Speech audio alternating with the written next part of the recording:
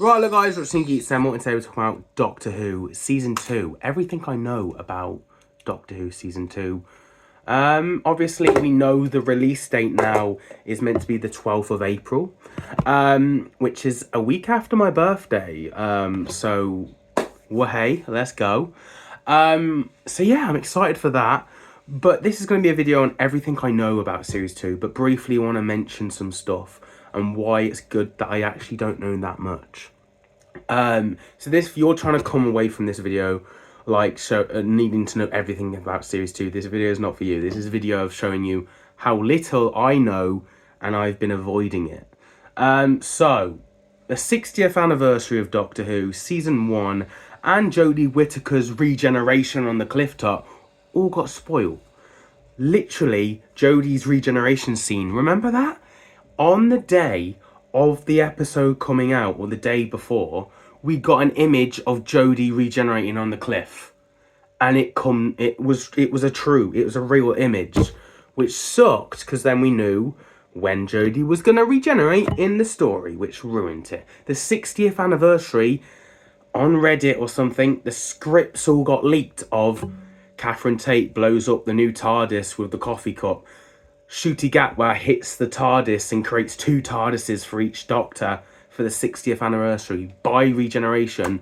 We knew about the whole of the 60th anniversary plot a year before the episodes were even broadcast. It was getting too spoilery, and I was fed up with hearing all this information. Of course I want to know what happens in Doctor Who. I want to be teased, but I don't want to know every single plot point that's going to happen a year until it happens. You know, that's crazy that I knew so much about the 60th anniversary. Oh, and Ncuti Gatwa's first story, with obviously it involving Ruby and the baby swapping and a certain celebrity coming back and stuff. I knew all that before it was even going to happen. That's crazy to me that we knew so much. And then Series 1 filming was all everywhere. I knew Sutekh was coming back because there was a leak on that, so the final was already leaked. I knew the fact that what's it called? I just seen loads of filming, to be honest, and I was just literally like, that's from that episode, that's from this episode. 73 words, yeah. Oh, you know, the slug creatures in the street, that's the Dot and Bubble episode. I knew too much, and it was all from Twitter, and it was all from YouTubers, and Twitter people and TikTokers. It was too much that and then when it spoiled me, I was like, well, I know the information now. I might as well make a video on it and make some sort of profit from it, I guess. And that's where I was at. I was literally like, well, I know the information, so I might as well make a video on it to talk about it. Have you noticed I haven't done any of that for Series 2? This is the first video, so we're going to get onto that now. Everything I know of Series 2, because I've literally been avoiding left, right, centre. So, I only seen, from the whole of Series 2 filming pictures, I only seen the new companion and the new Doctor, Ncuti Gatwa, running in these old clothes, these like 60s sort of clothes, and there was something, there was the streets cracking of such, and it's literally got the prophecy of another god happening, because on the cinema there's a name or something that is like to do with the gods and stuff, which was a very heavily what happened in Series 1 to deal with. The Doctor was dealing with certain gods and stuff. So I knew that there's going to be another god in Series 2, and I also knew Mrs. Flood was going to be in another historic thing from the filming pictures, and they put her in the trailer, so yeah. Mrs. Flood is obviously coming back. We're going to finally get the resolution of that. Do I know anything of who her character is? No, and I'm happy to not know. For once, I don't know what's going to happen with the show, and that's interesting. They are bringing back that woman who kept appearing, who Sutekh brought to life, basically. He created this woman, Susan Twist, and he kept bringing her back to life and doing things with her. Yeah, we're getting that again. She's coming back in some sort of way, but I don't know that from filming or anything. I knew that from a Twitter post that somehow got on Facebook. I seen it on a Facebook. I was like, God damn it. It leaked through somehow. But yes, I do know that Susan Twist is in this series in some sort of way, I guess working for UNIT, because that's how she was left off as a character. Obviously Ruby is with a boyfriend. I seen that filming leak, so she has a boyfriend in series 2, Ruby's character, and she's hugging him, and he's potentially a UNIT soldier of such. There's also some more propaganda being called out, but that's very stereotypical Russell D Davies. That wouldn't be a Russell D Davies series if we were putting some sort of poster in the background for a little nod to the final. So there was that when filming. What else? What else do I know? That is the thing. The red robots. I did see the red robots in filming streets, because as soon as that happened, it was everywhere. It was on YouTube, it was on TikTok, it was everywhere. So I did see the robots filming. And then they put it in the trailer anyway, so it's not really a spoiler now. Anything that got spoilt was really in the trailer at this point, which was good. So I know as much as the average viewer would know. And now we're on to, they filmed 3 weeks worth of reshoots recently this month. It's been recent that they've filmed stuff. It's maybe Shooty's final series. That's down to the Daily Mirror and the Sun and other article places that they're saying Shooty's end and stuff like that, which I think is plausible and could happen. So I'm like, fair enough, you know, about Shooty leaving. If the BBC and Disney can't make a deal, and Disney drop out the deal, BBC need to find another streaming service, or they need to do Doctor Who series on a cheap. And if they're doing it on a cheap, does Ncuti Gatwa, who is like Hollywood level sort of vibe going off in that direction, does he really want to continue with that? And does he really want to wait around when he's apparently meant to have had a brand deal with like some sort of spray or something? Some sort of advert would have cost him, would have got paid as much as filming a whole series of Doctor Who. That's mental. An advert, he would have got the same amount of money for that, and he had to turn that down because he was waiting for Doctor Who. So he's having to turn down jobs that are going to pay him big bucks for Doctor Who. So there's no wonder that Ncuti might want to get out the deal, because if we've got a whole year waiting for Disney to make the decision whether they want a series with the BBC again or not, and we're waiting a whole year, nothing's happening, he's not getting paid in this year, he's waiting around, it's bad for him. So I can understand why Ncuti Gatwa might want to leave the show as the Doctor, and we get a new Doctor, which is fair enough. I don't believe the cancellations. It's been cancelled since David Tennant left. Remember when David Tennant was regenerating? It's like, oh, it's never going to happen. Stephen Moffat and Matt Smith came along. They brought it back. Oh, Stephen Moffat's corrupt and Matt Smith's leaving.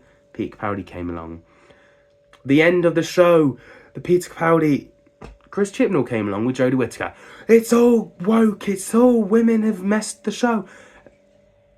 Guess who come back? David Tennant. Oh, they brought back the past Doctor. The show's at its ruins. Ncuti Gatwa came along. You know, there is now Ncuti. Ncuti's too big for Doctor Who, and the BBC can't make a deal with Disney. The show's gonna no. There's gonna be another Doctor. The show will continue. It's got viewing figures. It shows that I think the younger demographic for the BBC, Doctor Who, is one of the highest shows for them. Top Gear, Doctor Who, and there was something else I can't remember. I meant to be the top 3 shows for the BBC, and Doctor Who's in the top 3. So I don't think they're going to let it go. It's just Doctor Who's very expensive to make, within each individual story having different casts, different settings. It's a very expensive show to make. So they do need another streaming service to help them with the budget. And obviously the streaming service needs to get something out of that. And surely the Disney thing hasn't really worked. So yeah, that's all I really know for Series 2. I know that's it. And that's very good. I'm happy to not know that much. And these are all the topics I haven't really talked about in the past year, I guess you could say. And now I've finally talked about it on my YouTube channel. And I'm also going to post this on TikTok when I get a chance. So yeah, that's my thoughts and opinions, guys, on the Disney deal, the Doctor Who deal of Series 2. That's everything I know. And I'm looking forward to Series 2. and I've stayed away from Twitter, so I'm not in the negative mode. Anyway, thank you guys for watching. For my ramble on anything and everything that's been happening for the last year, and I just haven't been talking about it just because how toxic the fandom's got with Doctor Who lately. It's like, it's literally crazy. I've had to just step back and just gone, they're too whiny on Twitter and everyone's on each other. It's just like, nah, you know what, nah. And I've been better for it. I'm yes, I haven't got much to talk about with other Doctor Who fans, but I've avoided the little naggins and the little whinges of Doctor Who fans. I know you guys are Doctor Who fans who are watching the video, and I respect that, and thank you for guys for watching. But comes a point where it's just exhausting to go on Twitter and just see endless amounts of, you can't like this person who wrote this story of Doctor Who because they believe against this rights issue or something like that, or this person's racist because he did that. And it's like, I made a video about wanting the Trickster to return as a YouTube video, and I got slaughtered because the writer, the creator of the Trickster, did some nasty stuff that I wasn't aware of until after I made the YouTube video, but I still stand by my YouTube video. I would like the Trickster to return, but it would give profit to him. You can't win on Twitter. It's very much a toxic place for the fandom, and it is very whingy. It's one of the reasons I've stepped back, and it's also one of the reasons I've stepped away from spoilers.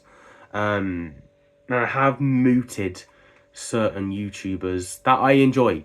I do enjoy them, but they put the image on the thumbnail and it just comes like, I didn't want to see that. So I have stepped back a bit from the Doctor Who community. But I do love Doctor Who, and of course I'm going to talk about Series 2. So my thoughts and opinions on Doctor Who Series 2 is going to be up every episode. Every week they make a Doctor Who story, I'll be the first to try and review it.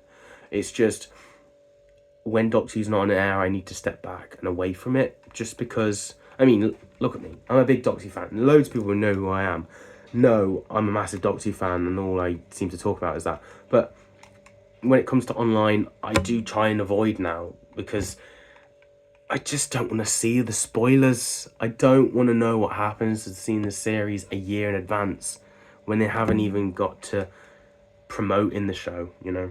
So, yeah, that's where I'm at, guys, and this is why I'm being so quiet. But the Geeks Assemble doesn't have to do Doctor... my channel used to be called Go Doctor Who. I did it for 3 to 4 years, I think, as Go Doctor Who. And it was just purely any news reports, anything Doctor Who related. I could just... Now that I'm the Geeks Assemble, I can talk about Lucifer. I'm watching Lucifer at the moment. Really good show. I'm going to watch Game of Thrones for the first time. Marvel, Doctor Who, DC, Star Wars. I'm talking about all these different shows. Walking Dead for the first time I experienced, and Chucky. You know, and now look at him. You know, there's so much that as the Geeks Assemble, I've dipped my toe into other shows and loved. And it gives me a chance to go a different way. And that's what Geeks Assemble has done for me. Just dip my toes in other fandoms. And other fandoms are toxic as well. Star Wars. Jesus Christ, Star Wars. They are very much... yeah. Even Marvel Universe is very whingy on who you can like and who you can't. You know, everyone's like that in other different fandoms you become.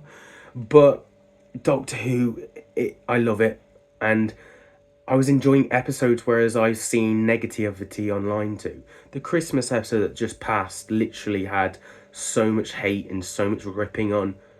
I just enjoyed it. I enjoyed it for what it was, and I didn't have to just, you know? So it didn't dampen my feelings on it. So yeah, I enjoyed it a lot more. So I'm hoping to enjoy Series 2 and hoping to get something different from it, away from other creators' input. In my mind, I guess, once I've watched the episode, I watch their reviews, and maybe that impacts me. Although as soon as I finish watching an episode, I do a review, so I don't get to see their opinion. But after my review, I go and watch other people's reviews, and then their influences me when I next watch that episode. And I'm like, oh yeah, maybe they were right about this sort of stuff, and it corrupts you. So yeah, anyway, that's my thoughts and opinions, guys. I've run on a ramble. This is why I've been off from Doctor Who for quite a while. I will be reviewing and talking mad about Doctor Who very soon. It's just, it was nice to have a little breather, and here's my little thoughts on certain topics, I guess. Yeah, see you guys from the video soon. Have a nice day.